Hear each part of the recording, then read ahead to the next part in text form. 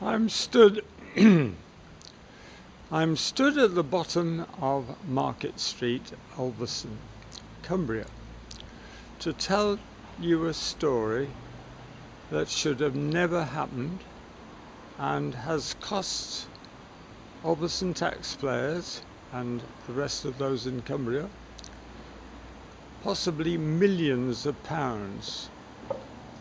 We don't know how much because it's quite difficult to find this information out.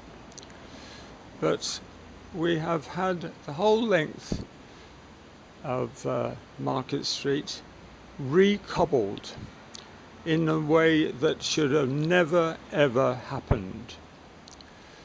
The reason the cobbles needed some attention was because contractors had been allowed to dig the cobbles up to reach services and then not fill the holes in that they made up correctly. I came on the scene 5 years ago when I was running for county council, and in order to prepare myself for the job ahead, I did two things. One was to visit every house in half of Ulverston in order to talk to the people in the town.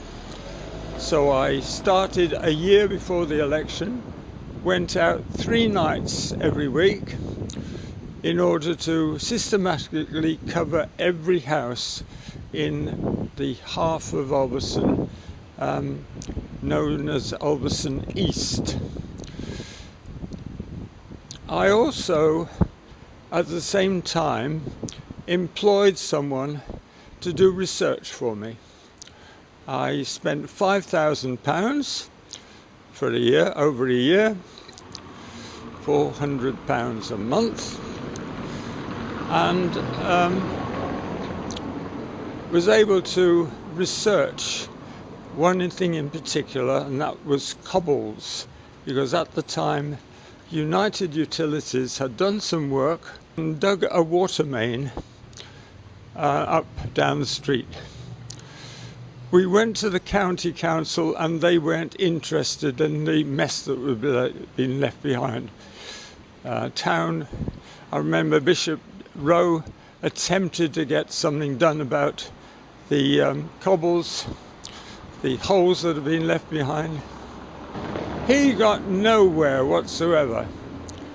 The county council ignored him totally. It was only by chance that we had a former member of the town, that's Ros Harris, who worked for United Utilities, who had made all this mess. But through my research, we were able to show that United Utilities had done some work using the same contractor over near Bradford, and they did a brilliant job. Here they used the same contractor, Alpha Beta, and did appalling work. When we went to United Utilities through Ros Harris,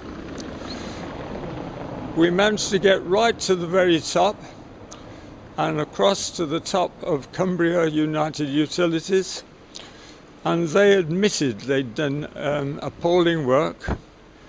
I got a cheque for £25 because of my complaint, and they agreed to come back, even though it was beyond contract, to do the repairs required. Every contractor signs a contract that they will replace the cobbles back to the state they found them. If this is done, then we end up with good cobbles through the whole street. This wasn't done, and nobody bothered checking. So what goes wrong with the system? Because several people in the town know exactly what goes on, and they don't speak out. The fault, in my opinion, starts with having county councillors who have taken on far too much work and don't know their stuff. They're not in a position to criticise or talk to the civil servants, in this case the Highways Department, and the Highways Department runs circles round them and do exactly what they want. So when I approached Nick Raymond back in 2009, he was unable to tell me which contractors had dug up the holes that resulted in the damage to the cobbles that needed repair. As a result of our campaign with United Utilities, they agreed to do repairs where they had caused them. In this stretch of the street, the county persuaded them to pay the money to them, the county, because they would do the repairs, because they felt the street needed doing. What happened was, instead of repairing small sections of the street that needed doing, they ripped the whole street up. So 80% of this street didn't need touching at all, at least 80%. And experts in the town know that that's the case. What could have easily been done is that the small sections that were damaged could have been repaired and fitted in to the existing cobbles. That is the advantage of cobbles. They can be repaired and matched in, as United Utilities did subsequently, in a way that you wouldn't be able to tell the work had been done. And that's documented on YouTube. What happened, the whole street got ripped up, even though Amy, the workers, again on video and YouTube, they say the Cumbria County Council is crazy, digging up perfectly good cobbles and replacing them with what we've got here. It remains to be seen whether the cobbles we've got here are any improvement on the ones that were already down. So, in my opinion, possibly £5 million, and that's a total guess, I'd like to know the real figure, have been spent needlessly, and this shouldn't never have happened. It's an example of the waste that is going on all across the country within government, and contractors like Amy feed off this situation and become rich. So IT Shore in Ulverston, you will see, has expanded greatly through their work alongside the county.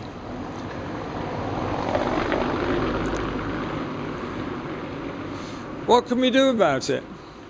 Well, the fault lies, I believe, with the voters.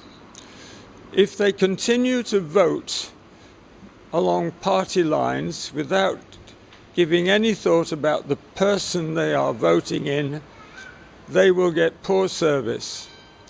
So we have the situation now in Ulverston.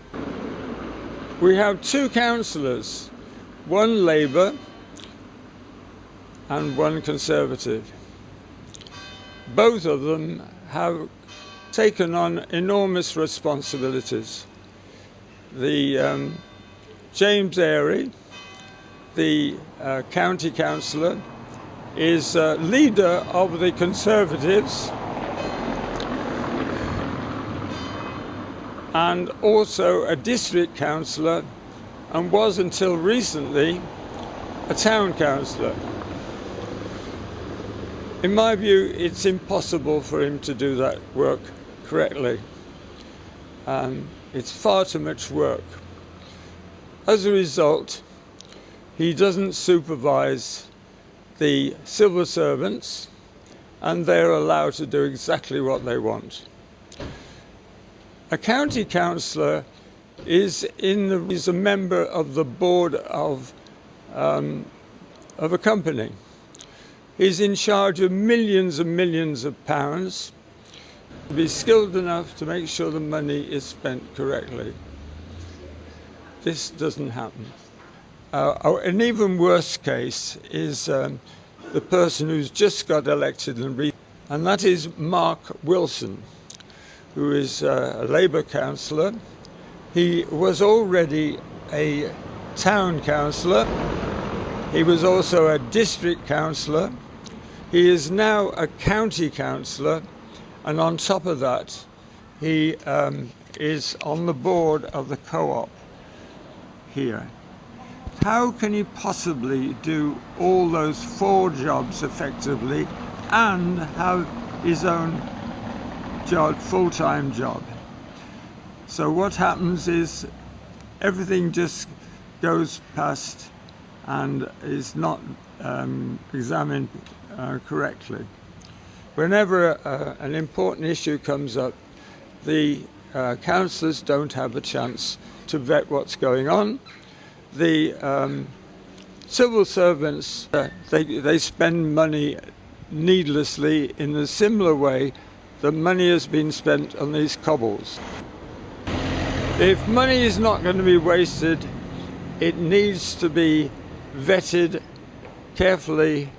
We need good county councillors, good district councillors, good town councillors who work with people, who've taken the trouble to get information and take note and talk to the officers and make sure they're doing their job well.